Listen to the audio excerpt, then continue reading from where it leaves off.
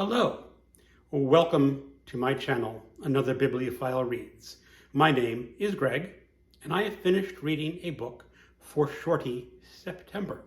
It is prompt number 6, Skort. Read a book that mixes genres or doesn't fit into a specific genre. And what I read was a novella, Behold the Man by Michael Moorcock. It won the 1967 Novella Nebula Award.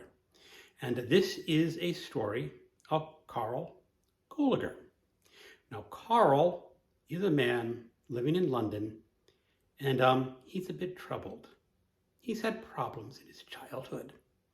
He lives with a girlfriend who's about 10 years older than he is.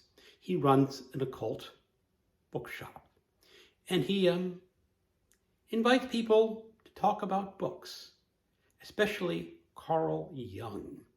He has a fascination with Carl Jung, especially Jung's theories on the imitation of Christ and how Christians are supposed to imitate Christ. And he talks to his girlfriend a lot about religion. His girlfriend is not religious at all, but he doesn't know what came first, the principles of Christianity, or did Christianity create the principles of Christianity? So he has those religious issues in his life that he can't quite get a grasp on.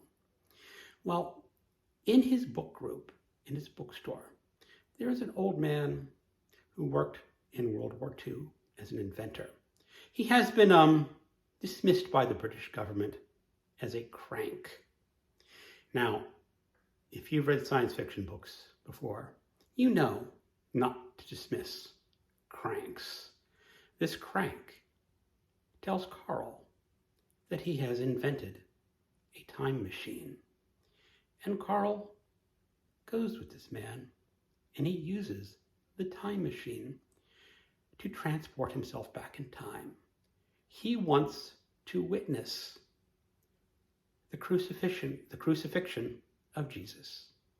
And so the time machine plants him down sort of near Jerusalem in the year 29 AD. And now he has to go in search of Jesus. He's running into some problems. And that is the crux of the story. I'm pretty sure you will know where this book is going.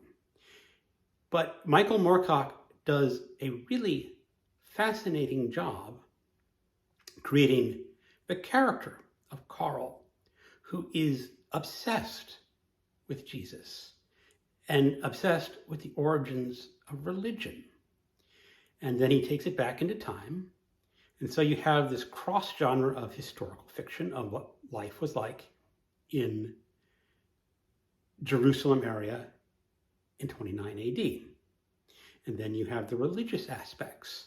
Now, people who have true religious faith and are believers in Christianity are going to have issues with this novella because Moorcock comes out on the side you probably expected he's going to come out. But I read this as a novel many years ago, probably in the 80s when I was in high school. And I reread it again about 20 years ago. And I've read this novella version a couple of times. And every time I read this, I really enjoy this book. It is one of the great science fiction novellas. Now, this is the novel version of that novella. It is about twice as long, has a bit more filler, a bit more character detail, but the story is essentially the same. If you look at the last paragraph in the novella and the last paragraph in the novel, they're essentially the same.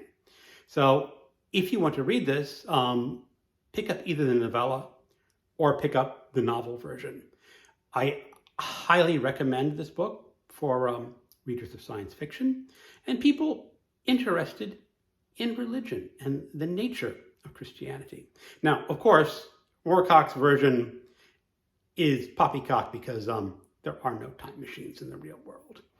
And that sort of does beg the question about the historical Jesus.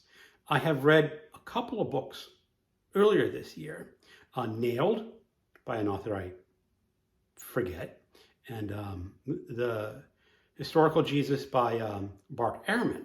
Bart Ehrman is a professor, college professor, who teaches about the historical Jesus.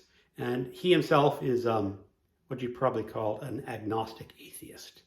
And he definitely comes across with the idea that there was a historical Jesus, while the book Nailed comes across saying that Jesus was an entirely mythological figure.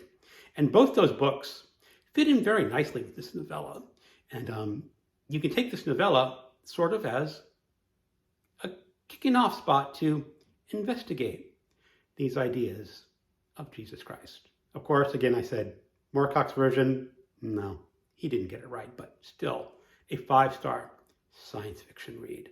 Thank you. Keep on reading.